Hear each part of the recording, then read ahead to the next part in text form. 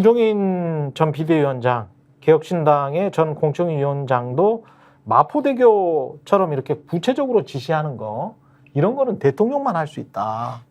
이런 이야기를 했었고, 여당의 이른바 잠룡들, 홍준표 대구시장도 민심이 어떤지 좀 정확히 좀 알아라. 그리고 지금은 나오실 때가 아니다. 김건희 여사. 답답하시더라도 지금은 나오실 때가 아니다. 이 부분도 좀 뭔지 모르겠어요. 충심 어린 지금 조언입니까? 충원을 하고 있는 거죠. 답답한 거는 국민들이 답답해 죽겠는데 김건희 여사가 답답한가 봐요. 아니, 그러니까 나오실 때가 아니다라는 말은 틀렸고 나오셔야 되는데 나와서 가실 곳이 정해져 있죠. 그렇죠. 서울중앙지검에 가셔야 되는 거죠. 특검 조사실로 가거나. 그렇죠. 사진을 많이 찍히셔야 되는 때인데 다른 사진을 찍히셔야 되는 건데. 그러니까요. 해야지. 답답하시더라도 플래시가 막 터져야 되는 국정 운영이 잘 안 돼서 나라 경제가 힘들고 국민이 도탄에 빠져서 어떤 책임져야 되는 공직자가 아니더라도 답답하시더라도 지금은 나오실 때 답답하시더라도가 이게 무슨 말이야? 근데 이게 홍준표 시장 제가 뭐 늘 이렇게 말씀드리지만 윤석열 대통령하고 최대한 코드를 맞춰서 모든 얘기를 하고 있는 상황인데 그런 양반이 요 얘기에 있어서는 이것까지는 안 되는 거예요. 왜 안 되느냐? 지금 보수 유권자층 내에서도 김건희 여사 문제는 어떻게 안 됩니다. 지금 특히 이제 TK, 영남, TK 그다음에 고령층 유권자들의 경우에도 윤석열 대통령 지금 의료대란 문제 이런 것 때문에 심히 마음에 들지 않지만 그러나 어떡하나 뭐 이렇게 가잖아요 지금. 그러나 어떡하냐 우리가 이렇게 가잖아요. 물론 이제 국정수행 지지율 거의 이제 20% 밑으로 내려갈 분위기인데 그러나 가면서도 그중에서도 가장 최악으로 꼽는 거는 김건희 여사 문제, 김건희 여사에 대해서 왜 간수를 못하냐. 제가 간수를 못하냐고 표현하면은 그 좀 문제가 있는 표현일 수 있는데 그렇죠. 성차별적 발언. 그렇죠. 근데 그 지역에서 말이죠. 그 지역에서 특히 고령층 유권자들이 하는 말로 그분들이 그런 이야기를 한다. 하는 말로 왜 배우자를 간수를 못하냐 뭐 이런 식으로 말씀을 한다는 거예요. 그러면은 홍준표 시장이 안 그래도 지난 대선 때도 그렇고 뭐 그런 식의 말씀을 하지 않습니까? 이거는 영남에서는 뭐 흔히 하는 말이야라고 하면서 굉장히 이상한 말을 해놓고 영남 말이야라고 하는 그런 분도 그런 정서를 무시할 수가 없는 거예요. 그런 상황에서 특히나 시점을 얘기하지 않습니까? 지금이 어떤 시점입니까? 명품백, 디올백 그 수수 의혹에 관련돼서는 거의 무혐의 처분으로 가는 듯 하다가 지금 이제 최재형 목사 수사심의 때문에 약간 그게 어그러진 상황이기도 하고 거기에 더불어서 도이치모터스 주가 조작 사건 2심 판결이 나왔죠. 이 2심 판결 나온 직후에는 제가 뭐라고 보도하는지를 봤어요. 보수 언론에서는 이거 뭐 검찰이 그린 그림이 있습니다. 그 전까지.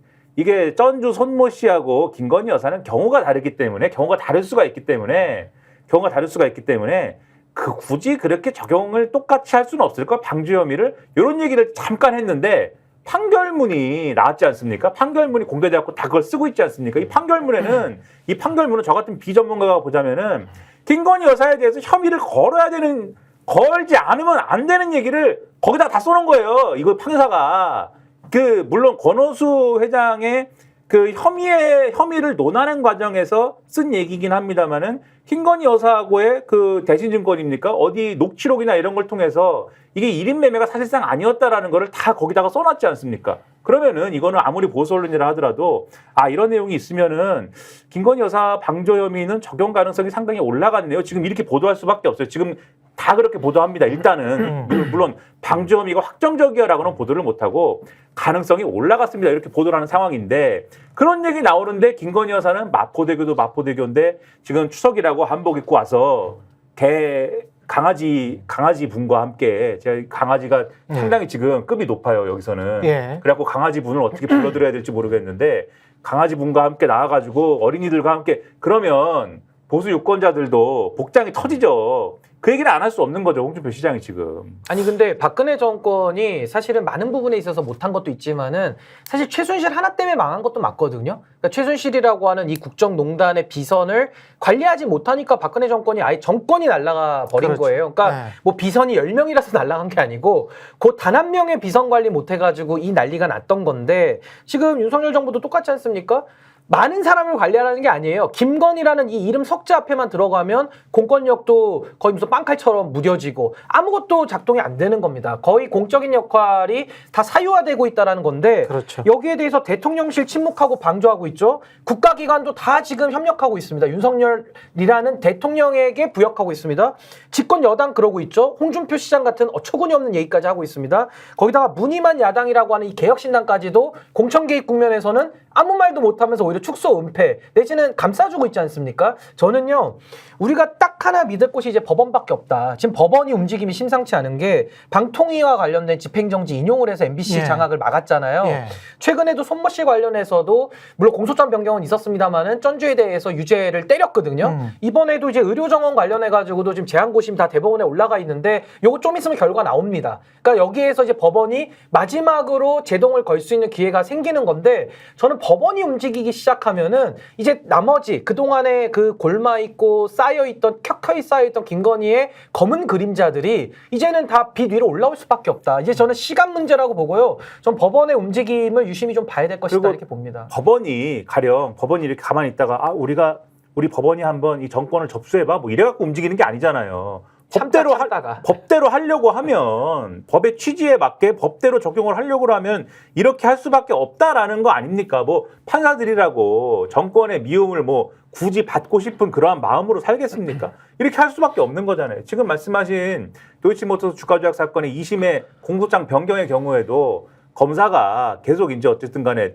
그 공범으로 뚫으려고 하니까 그것이 너무나 안타까운 판사가 힌트를 준 거 아닙니까? 방조라는 것도 있는데 물론 법적으로 따지면 공범의 한 종류지만 어쨌든 간에 방조라는 혐의도 있는데 힌트를 준 거 아닙니까? 그러니까 법으로 의율하려고 하면 방법이 있다라는 거를 계속 보여주는 거잖아요, 법원은. 그러니까 이거는 김건희 여사가 워낙 이제 우리가 이해할 수 없는 그러한 방식으로 일을 추진을 하고 워낙 위법적인 그러한 사안이 될 수 있는 것을 함부로 하고 이런 일이 있으니까 사법부도 그것에 대해서 반응할 수밖에 없는 거고 다른 부분도 윤석열 정권이 워낙 법이 있는데 방통위 같은 경우도 법이 존재하는데 그 법을 무력화하고 법의 취지를 완전히 몰각한 상태에서 마구 추진을 하니까 그것을 바로잡을 수밖에 없는 거죠. 그러니까 이런 무리수를 막 던지는 정권이기 때문에 이것은 오래 갈 수 없는 상황이다 이렇게 볼 수밖에 없는 겁니다. 차라리 아까 댓글에서 어떤 분이 그런 아이디어를 주셨는데 여당 후보 있잖아요. 대통령 후보, 잠재 후보들을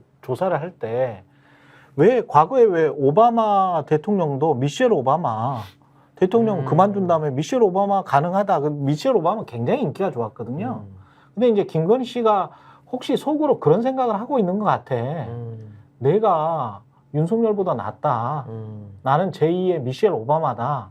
이런 만약에 생각을 가지고 있다면 여론조사에 넣어보는 것도 어떻겠느냐. 댓글에 이런 이야기가 있는데 그래서 이제 현실 인식을 하도록 하는 것도 좋지 않을까 그런 생각도 들긴 해요.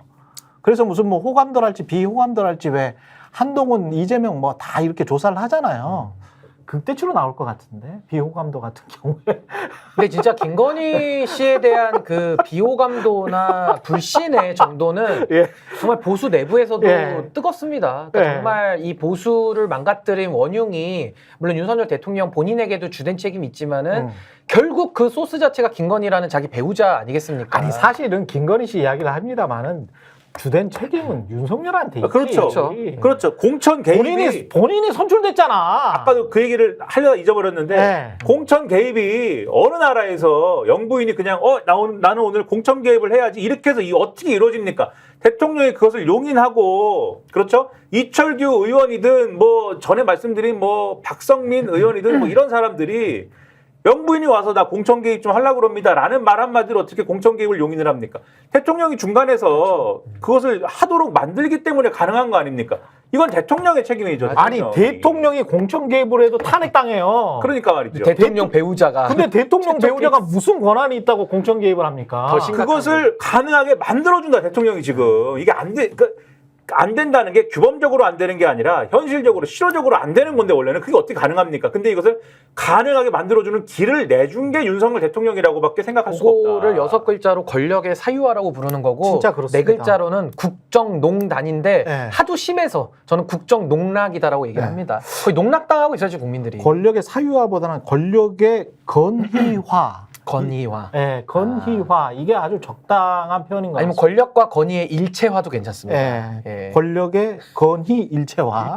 예, 이게 오늘 본의의 김건희 특검법을 비롯해서 이제 최상병 특검법, 지역화폐법 이거를 본회의 일괄 상정을 할 것 같다고 하는데 어떻게 될까요? 이렇게 되면은 국민의힘은 또 무제한 토론, 필리버스터 뭐 이런 거 하겠다 하고 나면 또 대통령 거부권 행사하라고 또 국민의힘은 건의할 것이다. 뭐 이렇게 될 것이고. 건의를 하는군요. 아니 근데 예. 윤석열 대통령이 뭐 이런 말 했었어요. 대통령실 입장인데 예. 자꾸 이러면 지겹다. 뭐 이런 예. 얘기를 한번 했었는데 지겨운 건 우리가 지겨워. 아니, 그러니까 우리가 지겨운 것도 우리가 맞지만은 지겨워. 저희는 그거죠. 네. 이 사안이 진실 그대로 밝혀지기 전까지는 지칠 새도 없어요. 그러니까 네. 지금 누가 지겹냐를 다툴 게 아니라 윤석열 대통령이 거부권 쓰면 또 법 발의해야죠. 또 재의결 붙여야 되고 부결되면 또 발의해야 되는 겁니다. 그래서 저는 이 진실이 밝혀지기 전까지는 국민 누구도 이거 지칠 수가 없다. 이 사태를 오히려 지쳐서 방치하면 그건 주권자로서의 도리를 못하는 거거든요. 저는 이 부분에 대해서는 대통령실이 큰 착각하고 있는데 한번 끝까지 가보시죠. 국민들은 여기에 대해서 바로잡을 책임이 있는 주권자로서 끝까지 갈 거기 때문에 전혀 뭐 지겹거나 여기서 중간에 포기할 일은 전혀 없다. 끝까지 가야 되고요. 하나만 더 말씀드리면 여론조사가 지금 제일 핵심 아닙니까? 이제 예. 추석 지났고 다다음 주 되면 갤럽조사부터 또 나올 텐데 또 나오겠죠. 이제는 저는 앞에 일자리 보인다고 봐요. 왜냐면 이제 더 이상 표 얻어올 데가 없어요. 지역도 다 윤석열 대통령 싫다 그러고 전 세대가 다 윤석열 대통령 싫다 그러고 모든 성향에서도 이제 다 윤석열 대통령 비토 나오고 있거든요. 김종인 어디서 위원장도 표가 봅니까? 거의 비슷한 이야기 했어요. 10%대 나올 것 같다. 저도 10%대로 이제 진입한다고 봅니다. 그러면 더 이상 이 정권은 국정 동력에 이제는 힘을 완전히 상실해버리기 때문에 이제 힘들고 지치고 쫄리는 거는 윤석열 대통령이지 전혀 국민들이 아니다. 전 착각하면 안 된다고 봅니다. 아까 말씀하신 이제 오늘 어떻게 될 거냐부터 말씀드리면 지치는 거는 이제 물론 이제 국민도 조금 지칠 수 있고 우리도 조금 지칠 수 있어요. 근데 지금 가장 많이 지친 건 국민의힘의 의원들인 것 같아요. 왜냐하면 오늘 보도를 보니까 아까 108번네. 네, 필리버스터 또 할 거냐에 대해서 안 해도 되지 않아? 약간 그런 얘기를 목이 아프고 할 말도 그렇죠. 없고. 처음에는 네. 기저귀 차고 잘 하시더니 네, 그러니까- 뭐 할 말도 없고. 네, 뭐 할 말도 해서- 없고. 지금 뭐 해서 뭐 해? 약간 그런 분위기로 그리고 열정이 살아나야 되거든. 열정적으로. 그렇죠. 정권을 위해서 뭔가를 하면 이 정권이 뭔가 잘 돼서 그리고 국가가 잘 될 것 같다라는 어떤 확신이 있고 믿음이 있어야 되는데 여당 의원들도 솔직히 포기 상태야. 이거는 좀 심한 거 아닌가? 그렇죠. 그리고 뭐 이런 생각이 좀 있는 거야. 아니 그래서 재의결하면 효과가 있다니까요. 무기명이니까 그 지쳤기 때문에. 누구한테 잘 보이려고 내가 필리버스터 해야 돼? 약간 그런 분위기가 있는 것 그렇지. 같고 그래서 그러니까 그런 얘기를 좀 해놨습니다. 보수 언론에다가. 네. 지금 뭐 필리버스터 해봐야 민주당 할 말만 많아지지 뭐. 그래서 어차피 건의할 건데 네. 근데 또 이거를 통과시킬 수는 없으니까 거부권 행사 건의할 건데 네. 그냥 하지 말고 건의하자 뭐 이런 네. 분위기도 있는 것 같고. 건의에게 건의하자. 네, 근데 실제로 이제 실제로 그렇게 국민의 힘이 지쳤네. 그러니까요. 실제로 그렇게 될 건지는 조금 지켜봐야 되는 게 왜냐면 그게 이제 네. 어떤 사람들의 코멘트로 나오는 거니까. 네. 근데 그런 얘기도 나온다라고 하는 거는 지금 말씀하신 대로 지치는 거죠. 이제 자기들도. 그렇지. 아니 저희는 안 지치는데. 그렇죠. 국민들은 잘 안 지쳐요. 그러니까요. 끝까지 국민의힘 가야 돼요. 사람들이 네. 지쳐가고 있는 것이고 그리고 이게 말씀하신 대로 지치는 과정에서는 이게 왔다가 되돌아오면 이제는 슬슬 이제 어떻게 될지 모른다. 이거 그리고 어떻게 될지 모르는 것과 같이 짝을 맞춰가지고 진행이 되는 게 윤석열 대통령의 국정수행 지지율의 하락이다. 지금 말씀하신 대로 10%대 진입하고 막 이러면은 이제 국민의힘 의원들도 점점 더 이제 뭐랄까요. 간이 좀 배 밖으로 이제 나오는 그런 상황들이 돼서 말을 점점 더 안 듣기 시작하겠죠. 어차피 다음 공천권은 윤석열에게 없어. 또는 김건희에게 없어. 다시는 정치 못합니다 이제. 아, 이렇게 되면 정치하기 어려워요. 원래 그리고 별로 정치할 생각이 없었던 분이기 때문에 본인 말대로. 네. 그렇죠. 그러니까 뭐라도 이제 이게 뭐라도 하려면은 뭐가 뒤에서 뭔가 쭉 밀고 가는 이러한 힘이 동력이 있어야 되잖아요. 그렇죠.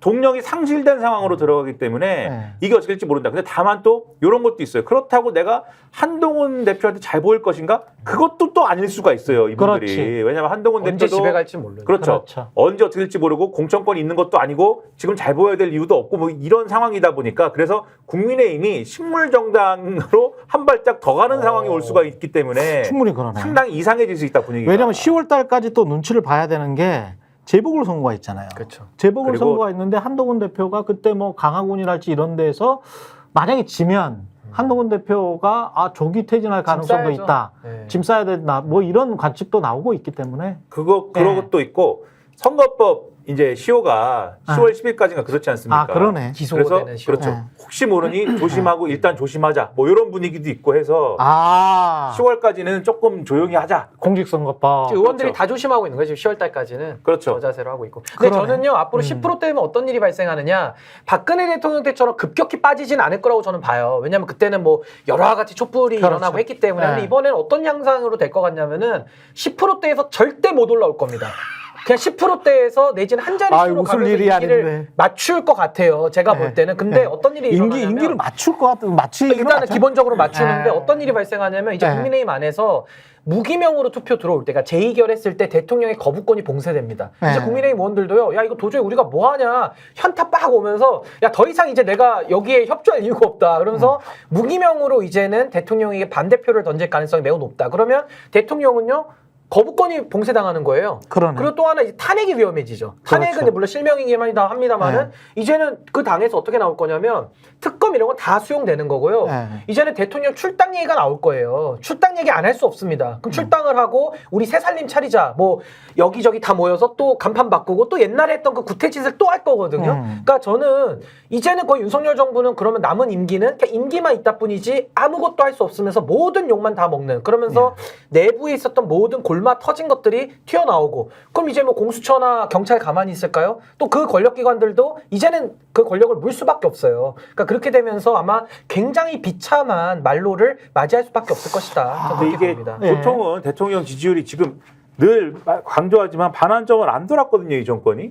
반환점도 안 도는 상태에서 이렇게까지 지지율이 빠지면은 어쨌든 지지율이 빠지더라도 무슨 계기가 있으면 원래는 다시 올라갑니다. 뭔 계기가 있을 거야? 계기가 없어. 여기는 그래서 이 정부는 없어요. 그래서 들어보세요, 그러니까. 계기가 있다고 얘기하는 게 아니니까. 오케이. 네, 보통은 이제 회복이 일부 됩니다. 근데 네. 제가 볼 때는 지금 상황은 어떤 상황이냐면 그 회복이 된다라는 거는 보통 과거 정부에서 어떤 상황이냐면 반환점도 안 돌았으니까 대통령도 조금 뭐 변하겠지. 그리고 새로운 어떤 국면을 만들어내겠지. 뭐 이런 기대를 가지고 이게 지지율이 상승하고 회복이 되는 거거든요.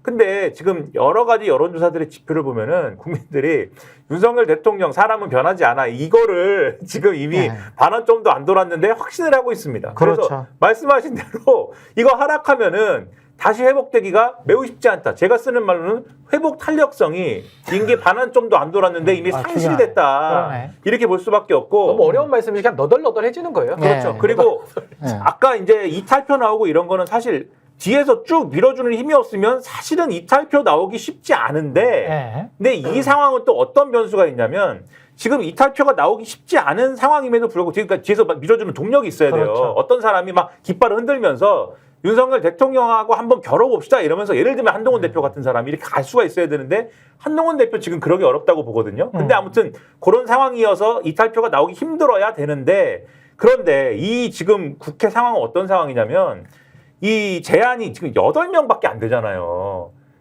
8명만 이탈하면 끝나는 상황이지 그렇죠. 않습니까? 그렇죠. 그러면 8명 이탈이라는 특검법. 것은 그렇죠. 8명 이탈이라는 것은 그거는 얼마든지 우발적으로라도 가능한 숫자거든요, 이것은. 우발적으로 가능하다. 그렇죠. 맞습니다. 그리고 이게 예. 한동훈 편이든 윤석열 편이든 이것은 가리지 않고 별도의 어떤 그룹핑이 형성될 수도 있는 어떤 시나리오도 있어요. 충분히. 국민의힘 내에서. 충분히. 그래서 이런 것들을 다 감안하면은 윤석열 대통령의 국정 운영에 대한 어떤 그립이랄까 이런 장악력이라는 거는 제가 볼 때는 다음 주에 여론조사 결과가 나오고 그 다음 주 나오고 이렇게 흘러가는 상황에서는 매우 급격하게 상실될 가능성이 높아지고 있다. 아니 그래서 이게 박근혜 대통령 탄핵 때랑 제가 국면이 다르다고 아까 설명을 드렸는데 당시에는 반기문이라고 하는 또 하나의 기회를 만들면서 바른정당 만들어가지고 보수가 분열이 됐어요. 그걸 네. 저는 이제 기회주의 탈선이라고 좀 보는데 기회를 모색하면서 나와버리는 거죠. 이번에는 지금 그 기회가 안 보이지 않습니까? 심지어 개혁신당도 대안세력 역할을 못하고 있거든요. 그럼 이번에는 기회주의가 아니라 파산주의 탈선을 할 가능성이 높다. 여기 안에 있으면은 영구적으로 정치를 더 이상 못하는 국민 욕바지 가 돼야 되는 거예요. 그러니까 그 욕을 더 이상 그 안에도 누군가는 치욕스럽다, 모멸감스럽다라는 걸 누군가가 느낀다면은 그 깨어있는 국민의힘 안에 있는 나머지 잔존 세력들이 파산주의적 탈선할 가능성이 높다. 그렇지. 왜냐하면 출당하라고 해도 윤석열 대통령 나가겠습니까? 네. 몸무게도 무겁고 나가라 해도 드러낼 수도 없어요. 그럼 본인들이 나오는 수밖에 없거든요. 근데 저는 기회주의보다는 파산주의적 탈선이 이번에는 좀 더 유력해 보인다. 그들은 타이틀을 그렇게 내세우겠지. 국민의힘의 새로운 혁신파가 등장했다. 그리고 그거는 한동훈도 아니고 윤석열도 아니고 우리는 진정으로 건강한 보수를 재건하겠다. 이런 건강한 보수를 재건하겠다고 하는 세력이 사실은 국민의힘에 있었었어. 말은. 진심은 어떤지는 모르겠습니다만은 이준석도 있었고 이렇게 신인규도 있었어. 근데 이제 이준석과 신인규가 나왔잖아. 그러니까 거기가 얼마나 많이 그런 세력이 남아있는지는 모르겠습니다만은 하여간 지금으로서는 2년 후, 3년 후 본인들의 어떤 배지를 생각을 한다면 지금부터는 이미지 변신을 해야 되지 않을까라는 생각이 좀 들긴 하네요. 그렇죠. 네. 그렇게 판단을 일반적으로 하는데 또 국회의원들이 그렇게 또 합리적으로 안 움직이기도 합니다. 그냥 뭉개고 있는 경우도 많이 있어요, 사실 역사적으로 보면. 어떻게 되겠거니 하면서 그렇죠. 그렇게 멍청한가? 그 자기 선거가 아니니까. 사람 일이라는 게 나태. 일단 배가 부르면 그렇죠. 안에 들어가면 그렇죠. 회가 그렇기는 들어가면 해. 다 배가 그렇기는 들어가. 해. 그렇죠. 네. 그래가지고 저도 KBS 있을 때하고 나왔을 때하고 생각이 좀 달라. 절실함이. 예, 절실함이. 판단이 좀 달라집니다, 인간은. 그렇죠. 사실은 저는 그런 어떤 보수를 혁신하자거나 예. 이 당을 뭐 벗어나자거나 이런 네. 어떤 흐름이 누군가 하여튼 유력한 인사가 막 이렇게 이 동을 뜨는 게 아니면 대규모로 일어나긴 어렵다고 보는데 그 그룹이 저는 그래도 한 8명 정도의 규모는 꾸릴 수 있지 않을까 뭐 그런 생각 정도는 해보는 거죠. 그리고 저는 이게 지금 가장 큰 핵심적으로 윤석열 정부 자체에 대한 큰 제약 요건인 게 한덕수를 재신임한다라고 했잖아요. 윤석열 대통령이. 이거는 뭐 여러 가지 분석이 나오는데 첫 번째 저는 분석할 수 있는 게 뭐냐면 쓸 사람이 없어요. 쓸 사람이. 인사가 막혔어. 동맥 경화가 됐어. 이거 터집니다. 이게 완전히 이게 뇌에서 동맥이 막혀버렸습니다. 이게 막혀서 불순물들만 가득해요. 그래서 지금 안에 있는 회전문 인사로밖에 할 수가 없어. 그리고 지금 안에 있는 회전문 인사라는 게 뻔해. 심지어는 비서실장 정진석 대신에 더 뭔가 코드를 김건희 여사랑 맞출 수 있는 어떤 사람이 지금 이야기가 되고 있다라고 하잖아요. 근데 그게 만약에 현실화 된다면, 그리고 이런 생각도 해봐요. 가령 지금 김종인 위원장 같은 경우 굉장히 이제 비판적으로 변했지만 김종인 위원장한테 자, 한덕수 대신에 당신이 총리하시오. 내가 많이 맡기겠소. 라고 윤석열이 제안을 했다. 대통령이 제안을 했다면 김종인이 받아들이겠습니까? 정치 9단인, 정치 10단인 김종인이 받아들이겠어요? 제가 보기에는 김종인 위원장을 비롯해서 관료를 오랫동안 해봤던, 정치를 오랫동안 해봤던 사람들은 이미 셈이 끝났다. 안 된다. 여기에서 2년 더 복무해가지고 뭔가 정권 재창출 안 된다. 끊어야 된다라는 생각을 하는 사람들이 굉장히 많이 늘어났고 그게 인사에서 보이고 있다. 그래서 이런 식으로 계속 인사가 가고 인사가 적체가 되고 정체가 되면 할 수가 없지. 2년 반 지탱하기가 힘들어. 근데 특히 국무총리의 경우에는 예. 국무총리의 경우에는 대통령이 나름대로 생각하는 인사가 있어도 관철을 시킬 수가 없어요. 예. 국회가 동의를 해줘야 되는데 대통령이 국회가 동의할 수 있는 인사를 데려오지 않을 거 아닙니까? 100%. 그렇죠. 최근에 이제 말씀하신 게 이제 뭐 채널A라든지 이런 데 보도를 자꾸 하는 걸 보면은 예. 자꾸 대통령이 원희룡 전 장관하고 밥을 먹는다. 예. 그 얘기를 보도를 하더라고요. 그게 근데 비서실장 이야기가 나오는 거죠. 사실 원희룡 전 장관 급을 보면은 총리를 한번 하셔야죠. 이게 윤석열 대통령 생각에. 윤석열 대통령의 세계관에서. 윤석열 대통령의 인사 스타일을 보면은 총리라는 자리가 있고 이거 항상 말씀드립니다만 이 자리에 누가 가장 적격인가를 딱 봐서 이 사람이 적격이야라고 하는 스타일이 아니고 내가 신세진 사람들이 많이 있는데 이 신세진 사람들 중에 급을 좀 맞추면 총리는 누구 주는 게 맞냐 뭐 이렇게 접근하는 스타일이잖아요. 그런 것 같아요. 네, 지금까지 인사 스타일은. 그렇죠. 그러면 원희룡 전 장관이라는 사람은 뭐 많은 도움을 줬고 그게 국토부 장관 시절에도 많은 도움을 줬고 그렇죠. 여사님에게 도움을 줬던 누구한테 양평 도움을 고속도로도 뭐 많은 도움을 줬고 지난번에 전당대회 출마해가지고 그 망신을 당하면서 그렇죠. 그 슬픔의 도가니 속에서 온 뭐 그걸 하면서 어쨌든 저렇게 고생을 했는데 뭘 또 하여튼 영광을 드려야 하는데 서울법대 후배잖아. 검사 후배기도 하고. 뭐 그런 사람도 근데 워낙 많으니까 하여튼 뭐 중요한 자리를 줘야 되는데 제가 볼 때는 저의 뇌피셜은 장관 했으니까 그 다음은 총리거든요 사실. 근데 관철시킬 수 없는 거예요. 그러니까 그러면 어떻게 비서실장이라도 요렇게 생각하시는 거 아니냐. 이제 요렇게 우리가 추정을 하는 것인데 이걸 제가 볼 때는 받는 사람도 웃긴 사람이고요. 만약에 그 얘기가 나온다고 하면 네. 받는 것도 웃긴 것이고 시키는 사람도 웃긴 거예요. 인사 원칙이라는 게. 근데 지금 말씀하신 것처럼 총리 얘기가 그런 것이고 비서실장도 원희룡 비서실장설이 만약에 관철이 된다면 정진석 비서실장하고 뭐 그렇게 다르겠습니까? 그게 똑같을 거 아닙니까? 그렇죠. 사람을 어느 자리에 내가 앉혀줬다라고 하는 내가 그래서 이 사람에게 어느 정도 좀 뭐 이렇게 좀 배려를 해줬다라고 하는 그 기분만 다른 것이지 국민들 입장에서 뭐가 달라집니까? 아무것도 안 달라지는 거거든요. 그리고 윤석열 대통령은 누구를 그 자리에 앉히든 자기의 그립을 안 놓으려고 하는 거잖아요. 만약에 윤석열 대통령의 생각이 있는데 가령 의료개혁 문제에 대해서 나는 뭐 2,000명이야. 나머지는 의료계가 합의해 와봐. 이것만 있는데 원희룡이든 정진석이든 그냥 뭐 좀 내년에 안 한다고 하시죠. 뭐 이렇게 하면은 그게 관철이 되겠습니까? 안 되는 분이잖아요. 날라오겠죠. 경로하겠지. 그래서 사실 인사가 관철이 안 되는 거는 이 정부의 방향을 바꾸는 데 있어서는 아무런 효력도 없고 다만 윤석열 대통령의 기분과 여러 가지 권력의 어떤 그런 흐름상의 어떤 방해 이런 것들에 대한 어떤 우리가 볼 때는 약간의 재미, 통쾌함 뭐 이런 것의 효과로 나타나지 않을까. 예, 저도 짧게 그냥 요 국면을 제가 좀 예상을 해보자면 공희준 작가님이 그 최근에 사설 그 칼럼을 굉장히 흥미로운 걸 쓰셨던데 이런 내용입니다. 예. 아무리 이 식당 윤석열 식당에서는 설거지를 아무리 깨끗하게 해도 설거지 더미도 많은데 그렇죠. 의미 없다. 왜? 예. 이 식당 자체가 무허가라서 철거돼야 될 지금 식당인 거예요. 그렇구나. 그러니까 철거될 식당에서 아무리 설거지 더미가 쌓여 있는 거 열심히 씻어도 그렇죠. 광택나게 씻어도 예. 이 식당 자체가 지금 철거되게 생겼거든요. 예. 그래서 이제 빨리 탈출해라라는 논조의 이제 그 칼럼인데 저는요.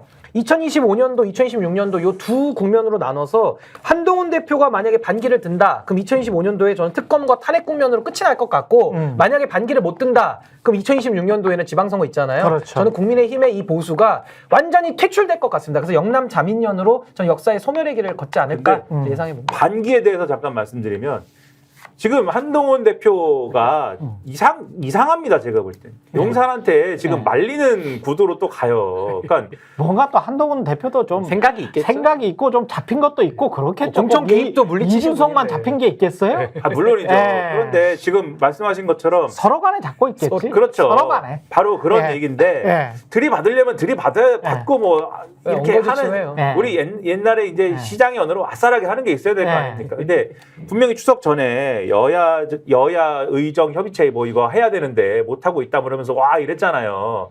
그리고 윤석열 대통령과 한동훈 대표 만나주지도 않고 친윤계 최고위원들만 소집해갖고 밥 먹고 뭐 이런 일들이 있었지 않았습니까? 근데 가만히 있잖아요. 결국은 추석 전에 소집을 이게 안 굴러갔고 여야 의정 협의체가 안 됐고 그리고 이것과 관련해서 더 이상 당은 여야 의정 협의체를 통해서든지 뭘 통해서든지 의료계를 테이블에 앉힐 수 있는 동력을 지금 여당이 상실한 상황 아닙니까 지금. 그런 상황에서 이제 추석을 넘겼죠. 네. 정부가 지금 어떻게 자평을 하고 있냐면 지금 거의 의료 대란을 잘 넘겼다는 분위기예요 지금. 추석에 그렇게까지 큰일은 없었다 우리가 볼 때. 그렇지 사람들이 안 움직였는데 그렇죠. 병원에 안 갔으니까 네. 큰일 난다 생각해서 병원에 안 가고 안 아파야 된다. 생선전은 안 먹고. 미리 예방을 했습니다. 그렇죠. 네. 생선전 안 먹고 이랬으니까. 근데 해결했어. 그리고 오늘 막 보수언론 보면은 국민과 정부가 합심해서 이겨냈습니다. 막 이런 분위기예요. 이런 통인데 이제 윤석열 대통령이 체코를 갔다 오지 않습니까? 예. 체코 갔다 오면 24일 날인가 지금 국민의힘 지도부 한동훈 대표 껴가지고 만난다는 거 아니에요. 이 만난 자리에서 한동훈 대표가 의료개혁이고 뭐고 의료대란 왜 해결 안 합니까? 이러겠습니까? 못하지. 이제 상당히 힘이 빠져가지고 힘 빠졌어. 제가 해보려고 그러는데 잘 안 네. 되네요. 이렇게 가는 거고 윤석열 대통령은 거봐. 안 되지. 안 되지. 2,000명 그대로 가. 네. 안 되는 이유가 있는 거야. 너도 잘 네. 알았지. 네. 이러는 거 아닙니까 지금. 네. 그러니까 이게 앞으로도 사안마다 이렇게 가면은 말씀하신 대로 이게 영남 자민련으로 가는 길이어서 상당히 암울하다. 서로 간에 얽힌 게 많아요. 그러니까 정직한 시민들만 할 말을 할 수 있다. 정직한 시민들만 권력이 있다. 저는 그런 생각을 가끔 합니다. 맞는 말씀. 그 언론의 자유, 표현의 자유도 일종의 권력이잖아요. 근데 이제 기득권에 얽혀 있는 사람들은 말을 못 하더라고. 그렇죠. 말을 못 해. 예. 그래서 가끔 이렇게 저도 이제 라디오 진행을 해 보면서 탐사보도 기자할 때는 그 생각을 못 했는데 정치인들도 답답하겠다. 그러니까 엮인 게 너무 많아가지고. 엮인 게 너무 많아가지고 지금도 명태균 할 말을 씨가 못 다 해. 엮인 걸 다. 할 말을 못 해. 근데 여기에서는 정치 본색에서는 할 말을 다 합니다. 예. 저희가 얘기할 때 오셔가지고 라이브로 관전하시기 바랍니다. 반드시 주변 사람들 데리고 오시기 바랍니다. 구독, 좋아요, 알림 설정 해주시기 바랍니다. 좀 살려주십시오, 저 좀.